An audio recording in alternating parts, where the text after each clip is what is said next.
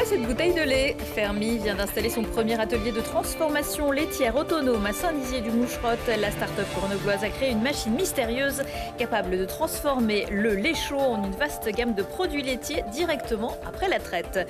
Une visite à Saint-Antoine-l'Abbaye, c'est toujours une plongée dans le Moyen-Âge entre l'abbaye et le musée. Découvrez un parcours consacré à la musique médiévale, utile aussi pour les moines médecins pour apaiser les âmes. L'exposition Ars Musica, c'est jusqu'au 5 novembre. Et puis une rentrée chargée pour le nouveau patron des gendarmes isérois entre l'annonce de nouvelles brigades par le gouvernement et l'opération d'envergure Tempête 38. C'était la semaine dernière. On fera le point avec le colonel Frédéric Massip dans un instant. Bonsoir à tous, ravi de vous retrouver dans ce JT du mardi 10 octobre 2023. Du lundi au vendredi à partir de 18h, l'essentiel de l'actualité du Grand Grenoble. De la fermie à l'assiette. Imaginez une machine où l'on introduirait du lait frais qui ressortirait quelques heures plus tard sous forme de fromage. Il ne s'agit pas de science-fiction, mais du pari presque réussi d'une start-up grenobloise. Après avoir présenté leur prototype au dernier salon de l'agriculture, ces ingénieurs ont installé leur première boîte à fromage dans le Vercors. Et tant pis, petite vache, si ça manque un peu de charme. Camille Avon. Il est le premier en France, un atelier laitier complètement autonome. Créé par Fermi il y a 3 ans, cet atelier vient d'être inauguré à Saint-Nizier-du-Moucherotte. La machine est reliée à une ferme juste à côté pour favoriser un circuit court. Au moment de la traite, le lait encore chaud arrive dans l'atelier. Il est ensuite pasteurisé, thermisé et emprisonné pour le transformer, car chez Fermi, plusieurs produits sont proposés. Avec ce lait, on peut faire du coup toutes sortes de produits laitiers. Yaourt, kéfir, lait pasteurisé, c'est les plus faciles, tout le monde peut les faire dans sa cuisine. Mais aussi plus compliqué, des fromages blancs, des fromages frais, des pâtes fraîches, des fromages frais, des fromages à raclette, etc. On peut quasiment tout faire avec du lait. Pour déguster ces produits, les clients peuvent commander via une application ou directement sur la borne de l'atelier pour ensuite venir les récupérer à la ferme ou directement se faire livrer chez eux. Il faut compter entre 1 à 2 heures pour transformer ce lait. On est ultra frais, c'est-à-dire que si par exemple vous voulez vendredi matin récupérer du lait, des yaourts, du fromage blanc, et ben à la traite du mercredi soir, on va fabriquer pour vous le fromage blanc. À la traite du jeudi matin, on va fabriquer votre yaourt. Et à la traite du vendredi matin, le lait entier. C'est-à-dire que quand vous allez arriver, votre produit, il viendra juste d'être frais. Donc on ne peut pas être plus frais. Label bio, race locale ou encore proximité avec une grande ville, plusieurs critères sont pris en compte pour choisir la ferme reliée à l'atelier. Une invention bénéfique pour les éleveurs car ils n'ont plus besoin de passer du temps à vendre eux-mêmes leurs produits et l'entreprise rachète le lait à des prix plus avantageux pour une production plus importante. On peut transformer depuis 300 litres par jour jusqu'à 1000, 1500. Mais pour ceux qui veulent déguster ces produits, pas de panique, Fermi a pour objectif d'ouvrir plusieurs ateliers laitiers autonomes dans toute la France. L'équipe de Fermi n'a pas souhaité communiquer sur son processus de fabrication. Elle projette quand même de fabriquer une centaine de modèles supplémentaires. En 2017, Emmanuel Macron promettait que plus personne ne dormirait dans la rue à la fin de cette année-là. En 2023 et en ce jour international de lutte contre le sans-abrisme, les maires de Grenoble, Paris, Strasbourg, Lyon, Rennes et Bordeaux attaquent l'État en justice pour, je cite, le sous-dimensionnement de son action en faveur des personnes qui dorment dans la rue parce que c'est un droit fondamental, énonce-t-il, il doit être financé par l'État. À Grenoble, précise Éric Piolle, le nombre de personnes domiciliées au CCAS et vivant chez un tiers en squat, en bidonville, à la rue ou en abri de fortune se montrait à 2900, dont 240 enfants. Et pour loger une famille à la rue, le réseau Éducation sans frontières a lancé une nouvelle occupation d'école à l'école Malherbe ce soir. 234 000, c'est le nombre d'images ou de vidéos pédopornographiques retrouvées en 2021 chez un Isérois, chauffeur poids lourd. L'homme âgé de 53 ans avait fait des recherches sur Google en utilisant son nom et son prénom et avait ainsi pu être facilement identifié par l'Office central de lutte contre la criminalité organisée. Vendredi dernier, il a été condamné à 8 mois de prison avec sursis, une obligation de soins et l'interdiction d'exercer tout travail ou activité en lien avec des mineurs mineurs pendant 10 ans. Et toujours au tribunal correctionnel de Grenoble, 13 personnes comparaissent depuis hier lundi pour trafic de stupéfiants, blanchiment non justificatif de ressources.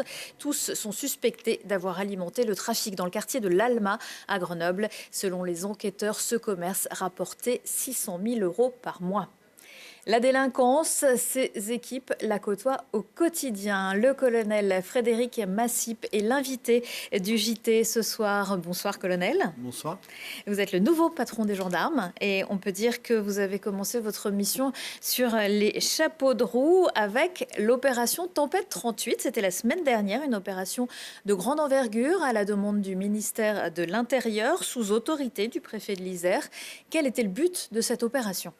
Eh bien, en fait, il s'agissait, comme vous l'avez indiqué, sous l'autorité du préfet, mais également sous la direction des 3 procureurs du département en matière de police judiciaire, d'avoir une concentration des efforts pour lutter contre la délinquance en bénéficiant de renforts nationaux, à travers notamment un escadron de gendarmerie mobile et des moyens en capacité judiciaire qu'on qualifie rares ou du moins spécialisés. C'est-à-dire en tout, il y avait combien de gendarmes sur le terrain ? Vous aviez quotidiennement 200 gendarmes engagés sur cette opération spécifiquement, en plus bien sûr de l'action habituelle de la gendarmerie de l'Isère au profit de la sécurité des Iséroises et des Isérois. Quel type de délinquance avez-vous ciblé ? En fait, il s'agissait de cibler à la fois la délinquance organisée, de démanteler des points de deal en matière de trafic de stupéfiants, mais aussi de faire ce qu'on appelle du contrôle de flux, puisque, on le sait, les délinquants circulent et à travers les contrôles que nous avons pu réaliser, nous avons pu identifier des équipes sur lesquelles maintenant on va travailler en matière judiciaire sous la direction des procureurs près les 3 tribunaux judiciaires du département. Vous êtes intervenu dans des lieux très variés, je crois que même à la maison d'arrêt de Vars, sur l'autoroute, non ? Oui, il s'agissait d'avoir une action à la fois diversifiée, densifiée, mais aussi qui bouleverse un peu les habitudes, puisque les délinquants n'hésitent pas à observer nos modes d'action. Donc là, il s'agit de penser autrement et d'agir autrement, et on renouvellera ces opérations. Alors le bilan de cette opération Tempête 38, quel est-il ? Eh bien, globalement, il est très positif puisque déjà nous avons démantelé 5 points de deal. Nous avons également saisi plusieurs véhicules et véhicules à 2 roues qui avaient été soit volés, soit qui servaient à commettre des périples. Et puis également, nous avons contrôlé plus de 800 personnes, plus de 900 véhicules. Et à partir de ces différents contrôles, on a initié des enquêtes judiciaires sur lesquelles on espère avancer vite et surtout qui nous permettront de mettre en lumière des équipes qui agissent sur le département. Est-ce qu'il y a déjà eu des arrestations ?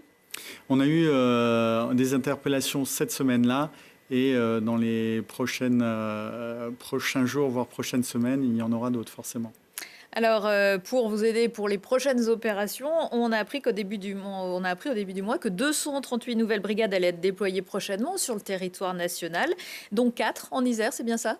Oui, tout à fait. Alors, en fait, il ne s'agit pas de nous aider dans les opérations, mais il s'agit de renforcer notre maillage et notre proximité avec la population à travers la création, comme l'a indiqué le président de la République, d'une brigade fixe à Saint-Martin-du-Riage et 3 brigades mobiles sur différents points du département. Comment ces lieux ont-ils été déterminés ? En fait, il y a une consultation avec les élus par mon prédécesseur.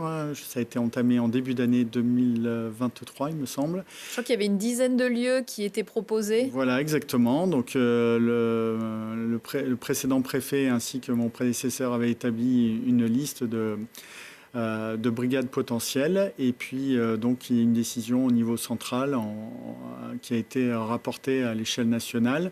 Le département de l'Isère se situe avec la création de 4 unités parmi les départements les plus fournis.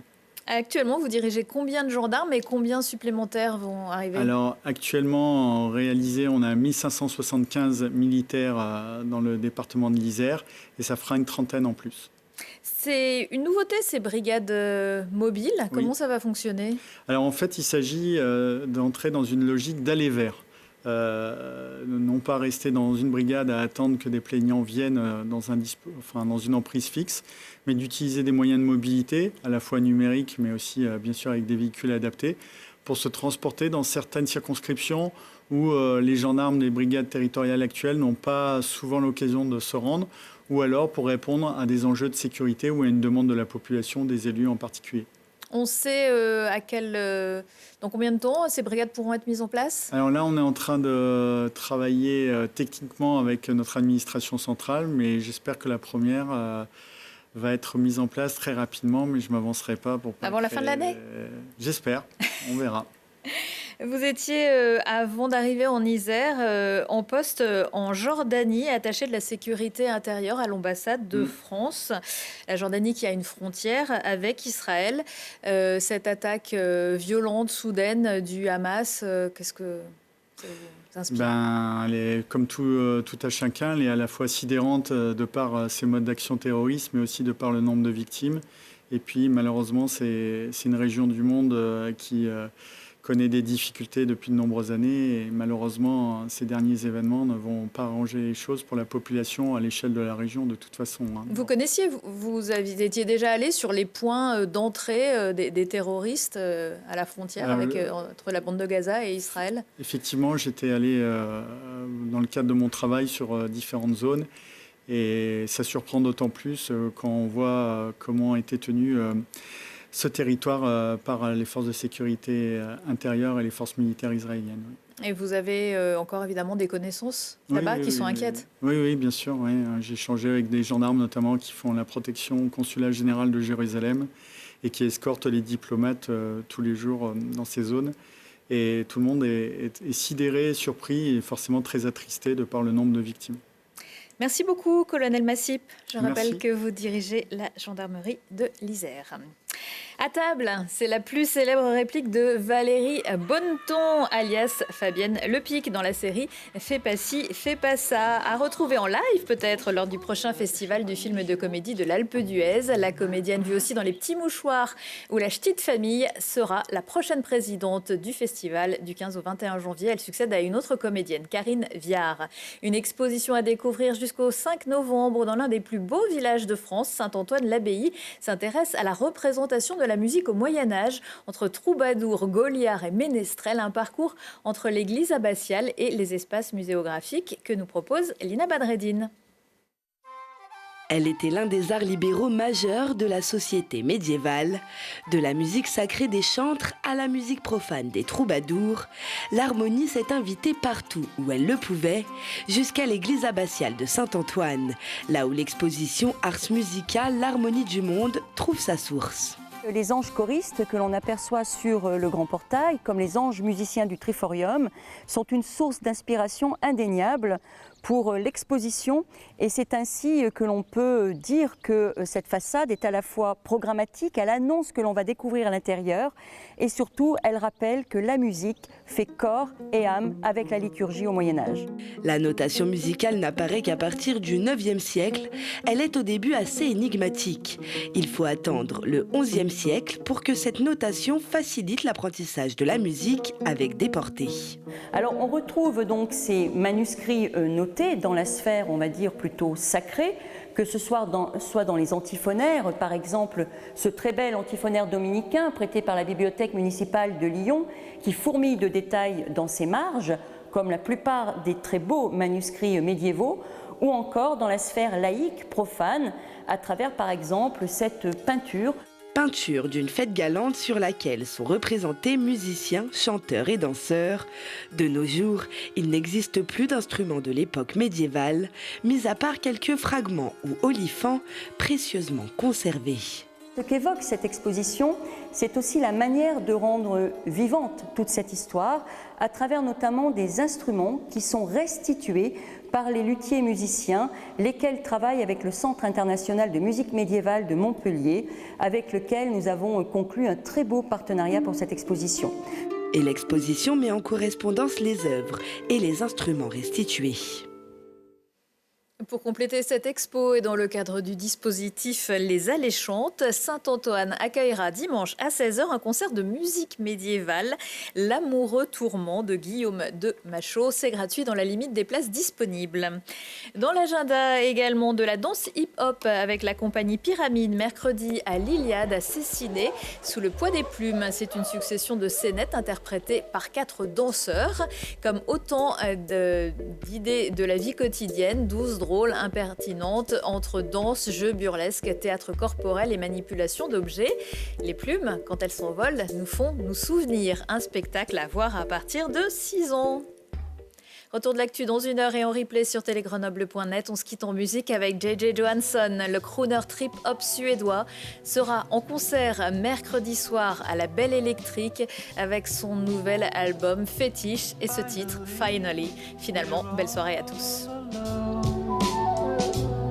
All the guests have now gone home. This party was the best. Our apartment's a mess. I take care of it tomorrow.